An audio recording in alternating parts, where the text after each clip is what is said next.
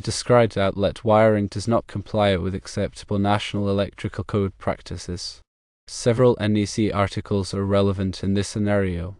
Article 406.8 mandates that ground fault circuit interrupters, commonly known as GFCIs, must be installed on all 120 volt, 15 amp and 20 amp receptacles that are not part of a permanent fixture. Article 430.22 addresses motor circuit conductor sizing and protection, requiring motors rated over 1/3 horsepower to be protected by a branch circuit with a rating not exceeding 125% of the motor's full load current. Article 408.4 states that branch circuit supplying equipment must be protected by overcurrent devices, such as circuit breakers or fuses, rated not less than 100% of the branch circuit load. In the described scenario, the 1.5 horsepower motor necessitates at least a 15 amp circuit breaker for proper protection. The existing installation uses a 20 amp breaker, which is acceptable provided the conductors are appropriately sized. However, the critical issue is that the ground fault circuit interrupter receptacle is drawing power from the same circuit as the motor. This configuration overloads the motor circuit, as the receptacle's load is added to the motor's current draw. Furthermore, the narration mentions that the motor conductors appear to be number 10 American wire gauge, which is potentially too small for a 15 amp circuit over a distance of 75 feet, considering voltage drop. To rectify these issues, several corrective actions are necessary. Firstly, a separate 20 amp breaker and circuit should be installed specifically for the ground fault circuit interrupter receptacle. This isolates the receptacle's load from the motor circuit, preventing overloading. Secondly, the number 10 American wire gauge motor conductors may need to be replaced with number 8 American wire gauge conductors, ensuring adequate ampacity and minimizing voltage drop over the 75-foot run. It is crucial to verify the motor's full load amperage from the motor nameplate and consult the appropriate National Electrical Code tables for conductor ampacity ratings and voltage drop calculations. Thirdly, it is essential to ensure that all conductors are properly sized and protected according to National Electrical Code requirements. This includes using appropriately sized overcurrent protection, such as circuit breakers or fuses, and selecting conductors with adequate ampacity for the intended load. National Electrical Code Table 310.15b16 provides ampacity ratings for conductors based on insulation type and temperature rating. Additionally, voltage drop calculations should be performed to ensure that the voltage of the motor terminals remains within acceptable limits under full load conditions. Voltage drop exceeding 3% is generally considered excessive and can lead to motor overheating and reduced performance. In summary, the described wiring configuration violates several National Electrical Code provisions and presents potential safety hazards.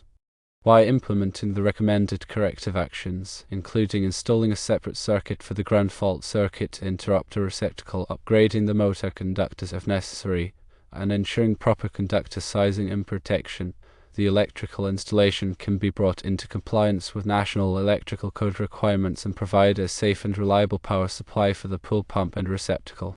Proper grounding and bonding are also crucial for pool electrical systems. All metallic parts of the pool structure, including the pool shell, reinforcing steel, and any metal fittings, must be bonded together to create an equipotential bonding grid.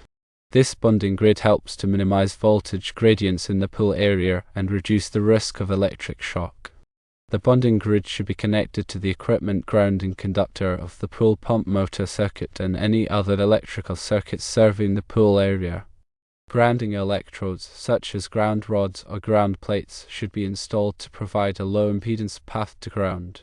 The size and type of grounding electrodes must comply with National Electrical Code requirements.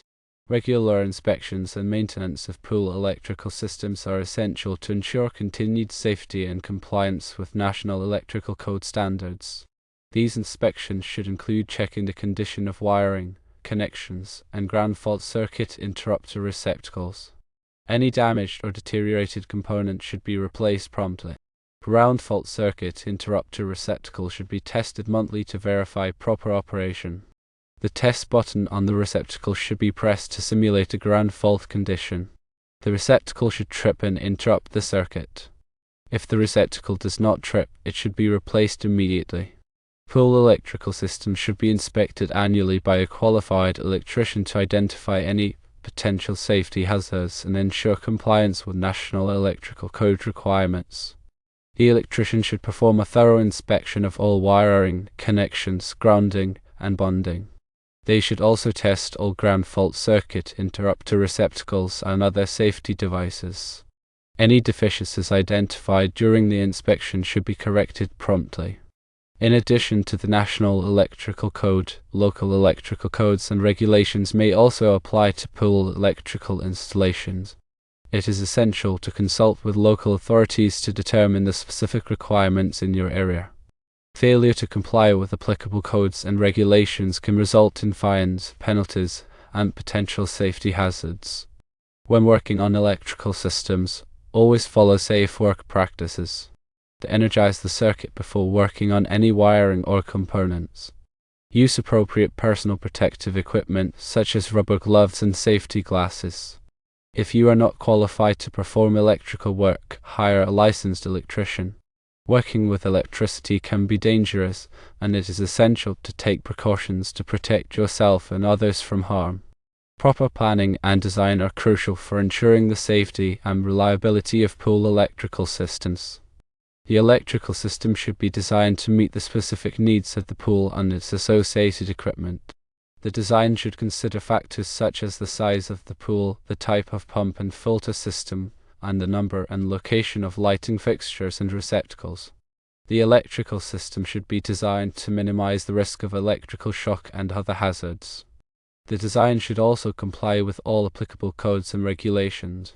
A licensed electrical engineer or qualified electrician should be consulted to ensure that the electrical system is properly designed.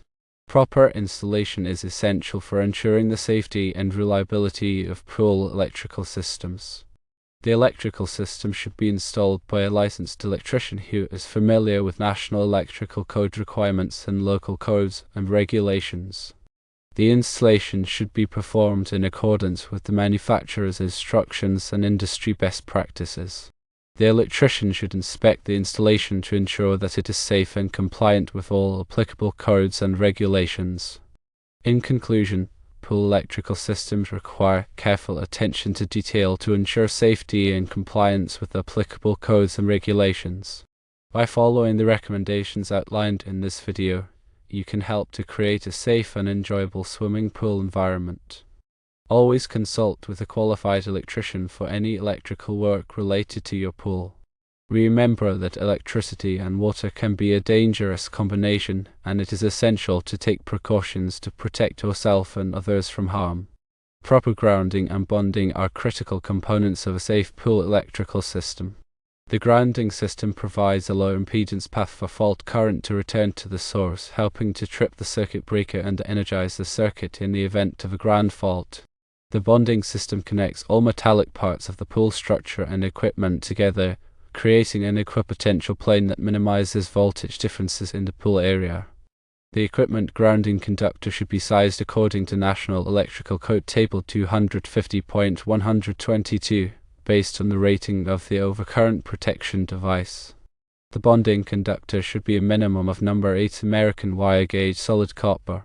The bonding conductor should be connected to all metallic parts of the pool structure and equipment, including the pool shell, reinforcing steel, metal fittings, pump motor housing, and any other metallic components within 5 feet of the pool. The bonding connections should be made using listed bonding connectors or clamps. The bonding connection should be accessible for inspection and maintenance. The grounding electrode system should consist of one or more grounding electrodes, such as ground rods or ground plates, that are connected to the equipment grounding conductor. The grounding electrode should be installed in accordance with National Electrical Code requirements. The grounding electrode system should provide a low impedance path to ground. The resistance to ground of the grounding electrode system should not exceed 25 ohms. If the resistance to ground exceeds 25 ohms, additional grounding electrodes should be installed. Ground fault circuit interrupter protection is required for all 120-volt receptacles within 20 feet of the inside walls of the pool. Ground fault circuit interrupter protection is also required for all 120-volt lighting fixtures within 10 feet of the inside walls of the pool. Ground fault circuit interrupter receptacles and circuit breakers should be tested monthly to verify proper operation. The test button on the receptacle or circuit breaker should be pressed to simulate a ground fault condition. The receptacle or circuit breaker should trip and interrupt the circuit. If the receptacle or circuit breaker does not trip, it should be replaced immediately. Lighting fixtures and receptacles should be installed in accordance with National Electrical Code requirements. Lighting fixtures should be listed for wet locations and should be installed at least 12 inches above the water level.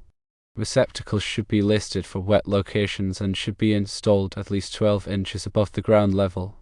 Wiring methods should comply with National Electrical Code requirements. Wiring should be installed in rigid metal conduit, intermediate metal conduit, electrical metallic tubing, or liquid-type flexible metal conduit. Wiring should be protected from physical damage. Wiring should be properly supported and secured. Overcurrent protection should be provided for all circuits. Circuit breakers or fuses should be sized according to National Electrical Code requirements. Circuit breakers or fuses should be readily accessible and should be labeled to indicate the circuit they protect. Disconnecting means should be provided for all electrical equipment. Disconnecting means should be readily accessible and should be labeled to indicate the equipment they disconnect. Warning signs should be posted in the pool area to warn of potential electrical hazards. Warning signs should be clearly visible and should be easily understood. Regular inspections and maintenance are essential for ensuring the safety and reliability of pool electrical systems. Pool electrical systems should be inspected annually by a qualified electrician. The electrician should inspect all wiring, connections, grounding, bonding, ground fault circuit interrupter protection, lighting fixtures, receptacles, overcurrent protection, disconnecting means, and warning signs. Any deficiencies identified during the inspection should be corrected promptly. Proper documentation should be maintained for all electrical work performed on the pool electrical system. Documentation should include the date of the work, the name of the electrician who performed the work, a description of the work performed, and any test results. Documentation should be kept in a safe place and should be readily accessible. Pool electrical systems are complex and require careful attention to detail. By following the recommendations outlined in this video, you can help to create a safe and enjoyable swimming pool environment. Always consult with a qualified electrician for any electrical work related to your pool.